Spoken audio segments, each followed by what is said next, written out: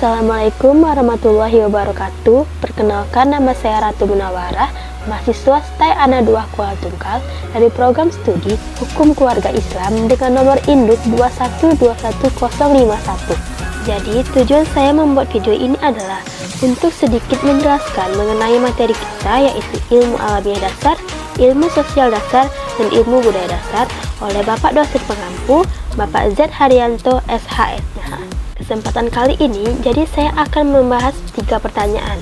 Pertanyaan pertama yaitu definisi serta tujuan kita mempelajari ilmu alamiah dasar, ilmu sosial dasar, dan ilmu budaya dasar. Jadi yang pertama, saya akan membahas mengenai ilmu alamiah dasar.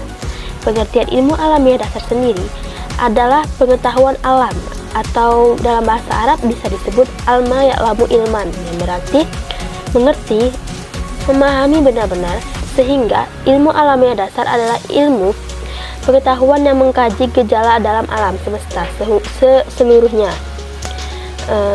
dan alam semesta seluruhnya, sehinggalah terbentuk menjadi konsep. Jadi, ilmu alamiah atau ilmu pengetahuan alam merupakan suatu ilmu teoritis, tetapi teori tersebut didasarkan atas pengamatan, percobaan terhadap gejala-gejala alam. Fakta tentang gejala kebendaan diselidiki dan diuji berulang-ulang kali melalui percobaan atau eksperimen.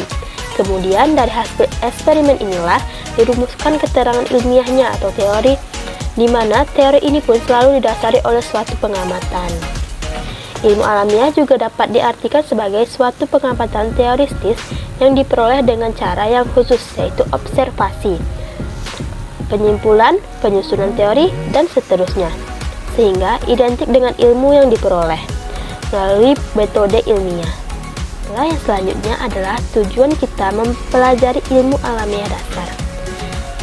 Tujuan kita mempelajari ilmu alamiah dasar adalah untuk mengetahui dasar dan proses lahirnya ilmu pengetahuan, untuk mengetahui ketertarikan antara ilmu pengetahuan dengan agama, dan untuk mengetahui hubungan antara al-khaliq dengan makhluk. Baiklah, yang kedua adalah ilmu sosial dasar. Ini saya akan menjelaskan pengertian ilmu sosial dasar dan tujuan kita mempelajari ilmu sosial dasar. Ilmu sosial dasar merupakan ilmu pengetahuan yang mempelajari dasar-dasar dalam berinteraksi dengan orang lain dalam kehidupan masyarakat, lingkungan kerja, lingkungan sekolah, dan lain-lainnya. Yang menjadi kajian utama dalam pembahasan ilmu sosial dasar adalah tingkah manusia dalam bersosialisasi atau bermasyarakat, dan dasar yang diajarkan pedoman dalam mengembangkan tingkah laku tersebut. Yang kedua, tujuan kita mempelajari ilmu sosial dasar antaranya adalah agar kita mengetahui latar belakang lahirnya tingkah laku seseorang dalam berinteraksi, dalam berkomunikasi dengan orang lainnya. Dengan mengetahui latar belakang dan lahirnya tingkah laku seseorang, maka kita bisa bersikap bijaksana dalam menilai dan melakukan tindakan. Dan yang terakhir adalah ilmu budaya dasar. Jadi saya akan juga menjelaskan mengenai pengertian dan tujuan kita mempelajari ilmu budaya dasar.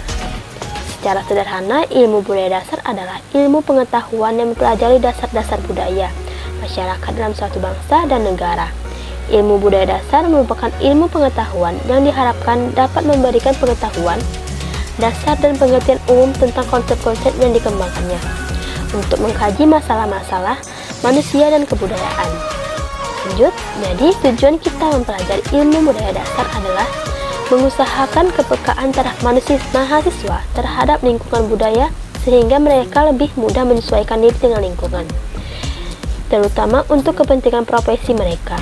Yang kedua, memberikan kesempatan kepada mahasiswa untuk memperluas pandangan mereka tentang masalah kemanusiaan dan budaya serta mengembangkannya daya kritis mereka terhadap persoalan yang menyangkut kedua hal tersebut. Yang ketiga, mengusahakan agar mahasiswa sebagai calon pemimpin bangsa dan negara serta ahli dalam bidang disiplin masing-masing tidak jatuh ke dalam sifat-sifat kedaerahan dan perkotaan. 4. Mengusahakan wahana komunikasi para agar mereka lebih mampu berdialog satu sama lain dengan memiliki satu bekal yang sama. Para akademis diharapkan akan lebih lancar dalam berkomunikasi. Akan lanjut ke pertanyaan yang kedua. Jadi pertanyaan kedua yaitu, jelaskan menurut perspektif saudara atau sadari bagaimana menyeimbangkan antara alam masyarakat serta beragam budaya yang ada di kehidupan masyarakat kehidupan sehari-hari. Menurut saya, untuk membedakan kehidupan masyarakat dengan kehidupan sehari-hari itu sangat mudah.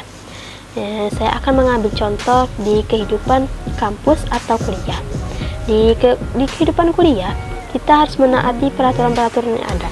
Contohnya menggunakan rok bagi perempuan, tidak boleh menggunakan kaos bagi laki-laki ataupun celana ketat. Kalau di luar mungkin itu boleh, tetapi juga harus menaati norma-norma yang ada. Karena di Indonesia ini 80% mayoritas adalah orang Islam. Jadi kita harus tetap berpakaian dengan sopan. Berbeda dengan negara-negara luar seperti Amerika, Korea dan lain-lain. Mereka memiliki aturan tersendiri. Bagi mereka berpakaian minim itu wajar di sana karena di sana mayoritas Islamnya sedikit. Dan pertanyaan yang terakhir yaitu, jelaskan dan uraikan tentang problem sosial dan pendekatan apa saja yang dapat dilakukan untuk mengatasi masalah sosial. Pertama yaitu tawuran. Tawuran ini sering terjadi di kalangan mahasiswa ataupun pelajar. Salah satu penyebab tawuran sendiri adalah karena adanya dendam, benci, atau bisa juga menjadi kurang didikan orang tua, kurang pengawasan orang tua. Bisa juga karena orang tua terlalu mengekang anaknya, sehingga anaknya menjadi suka berbohong dan suka ikut tawuran.